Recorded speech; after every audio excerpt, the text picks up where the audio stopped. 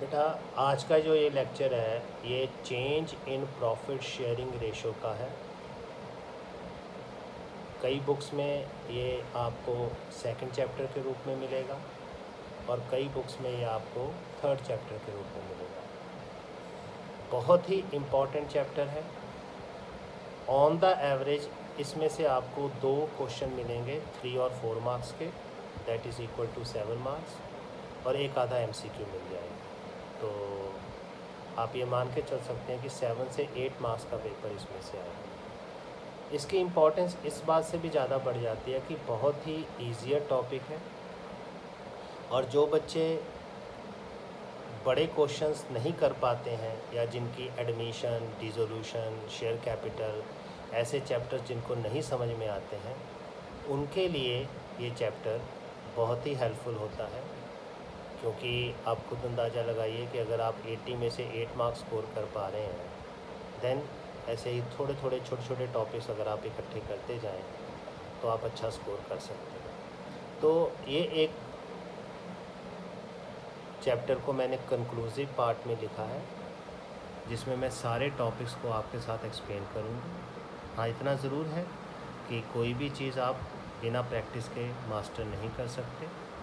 तो ये वीडियो बनाने के पीछे मेन मेरा ये कारण है कि आपके पास एक रेफरेंस पॉइंट आ जाता है और आप उस रेफरेंस पॉइंट को बार बार देखते हो तो वो चीज़ें आपके दिमाग में बैठ जाती हैं। फिर आप अपनी बुक्स में से उसको प्रैक्टिस कीजिए, फिर अल्टीमेटली आप ये 7 से 8 मार्क्स स्कोर कर सकते हैं। तो बेटा, चैप्टर का नाम है change in profit sharing ratio.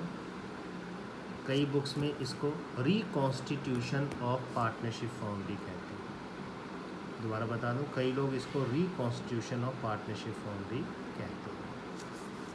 क्या क्या सीखना है हमने इस चैप्टर में बेटा जी?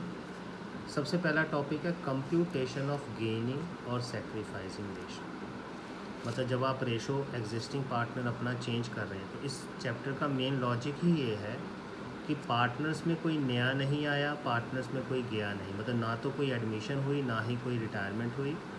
जो एग्जिस्टिंग पार्टनर्स हैं वो ही अपनी रेशो को चेंज कर सकते हैं। तो रियलिटी में बेटा ऐसा हो सकता है ना कि 3 पार्टनर्स हैं, वो एक पर्टिकुलर रेशो के साथ काम कर रहे हैं, तो बाद में उनमें आपस में ये चीज़ के लेके लड़ाई भी हो सकती है कि भाई एक पार्टनर ज़्यादा प्रॉफिट ले रहा है, दूसरा कम ले रहा है। तो वो डिसाइड कर सकते हैं कि भाई अब हम अपने रेशो को चेंज करते हैं। तो जब एग्जिस्टिंग पार्टनर अपनी रेशो को चेंज करें तो ऑब्वियस ही बात है कि हमें हर चीज़ में उनके शेयर को चेंज करना पड़ेगा, हर चीज़ में उनको। क्योंकि अब मेरी बात सुनो, कोई पार्टनर पहले प्रॉफिट में 1/2 शेयर लेता था, 1/3 लेता, तो कुछ ना कुछ तो हमें एडजस्टमेंट करनी पड़ेगी। तो ये पूरा चैप्टर उसी चीज़ के ऊपर बेस्ड है कि when existing partner change their profit sharing ratio, what kind of effect we can find in different aspect. तो वो आस्पेक्ट को मैंने टॉपिक में बांट दिया। तो सबसे पहले बच्चों हम लोग गेनिंग और सेक्रीफाइस रेशो निकालेंगे। फिर दूसरा टॉपिक है, ये सबसे ज़्यादा एग्ज़ामिनर के लिए फेवरेट टॉपिक है, और आप अगर 10 ईयर खुद उठा के देखोगे तो सबसे ज़्यादा न्यूमेरिकल इसी टॉपिक में से वो पूछता है, ट्रीटमेंट ऑफ गुडविल में से। 2 टॉपिक और बड़े इंपॉर्टेंट हैं, treatment of reserve and losses, इसके भी न्यूमेरिकल कई बार आप देखोगे एग्ज़ाम में आते हैं। और जो ये तीसरा टॉपिक है ट्रीटमेंट ऑफ रीवैल्यूएशन, इसके न्यूमेरिकल बहुत कम आए हैं। इसको आप ज़्यादातर एडमिशन और रिटायरमेंट में देखोगे, उसमें पूछा जाता है। तो वैसे तो चारों टॉपिक कीजिए, लेकिन एम्फसाइज ज़्यादा सेकंड और थर्ड के ऊपर किया जाएगा। एम्फसिस आपने सेकंड और थर्ड के ऊपर देना। तो हम लोग एक एक टॉपिक को अब एक्सप्लेन करते हैं। सबसे पहला चीज़ हम सीखने जा रहे हैं कंप्यूटेशन ऑफ गेनिंग और सेक्रीफाइस रेशो।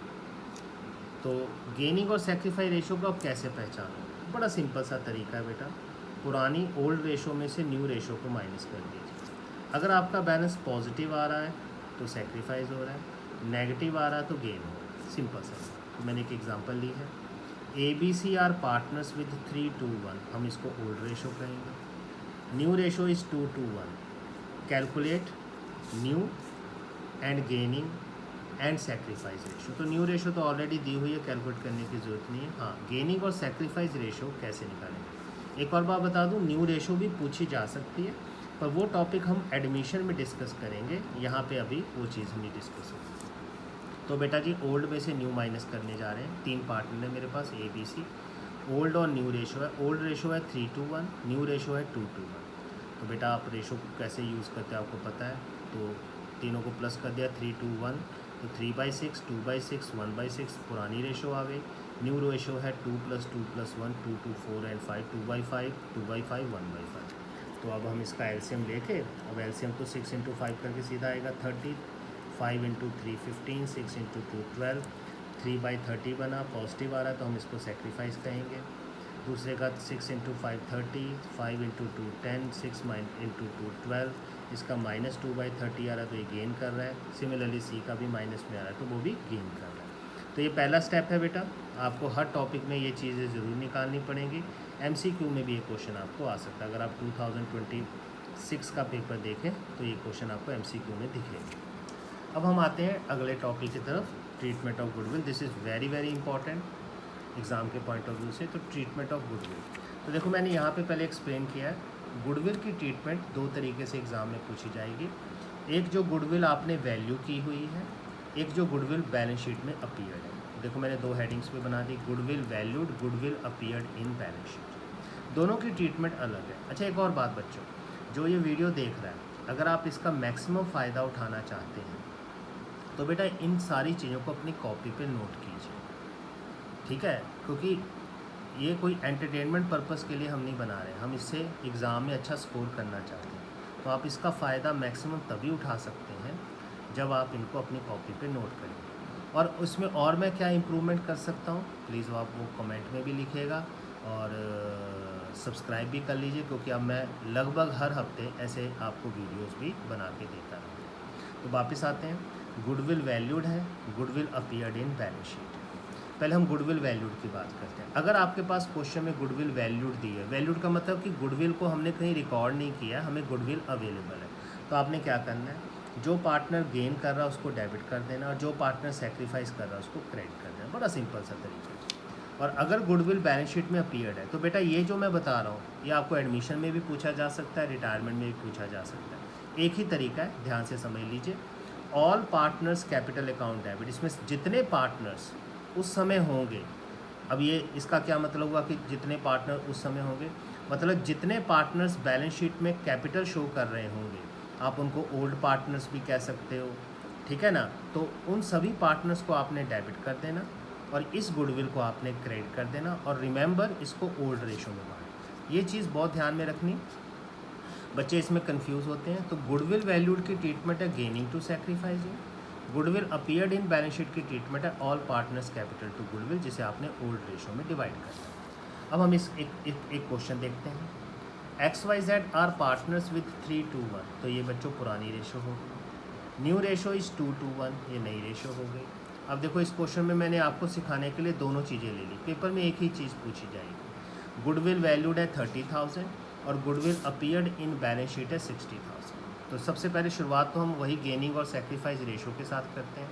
पुरानी रेशो है बेटा 3:1, न्यू रेशो है 2:1, वही हमने जो ऊपर किया, ओल्ड माइनस न्यू कर दिया। एक्स का पॉजिटिव आ रहा है सेक्रीफाइस रेशो, वाई और जेड का नेगेटिव आ रहा है गेनिंग रेशो।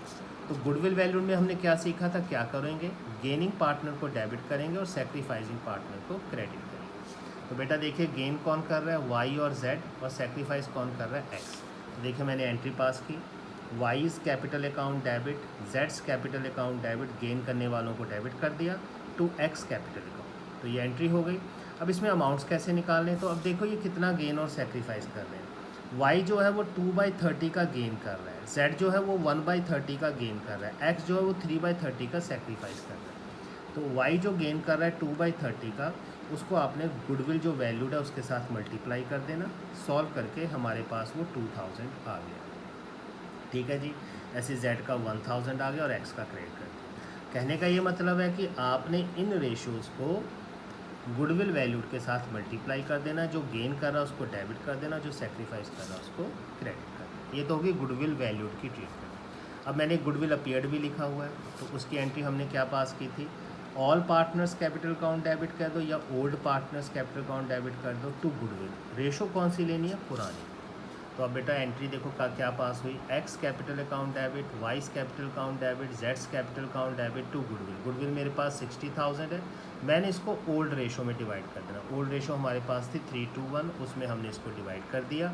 ये आपकी गुडविल अपीयर्ड की एंट्री होगी। एग्ज़ाम में जब क्वेश्चन आएगा गुडविल का तो ध्यान से एक बार देखना पड़ेगा आपको कि जो गुडविल आपको दी हुई है क्या वो वैल्यूड है या अपीयर्ड इन बैलेंस शीट है। वैल्यूड है तो इस तरीके से उसकी ट्रीटमेंट की जाएगी, अपीयर्ड इन बैलेंस शीट है तो इस तरीके से। अब हम आगे चलते हैं।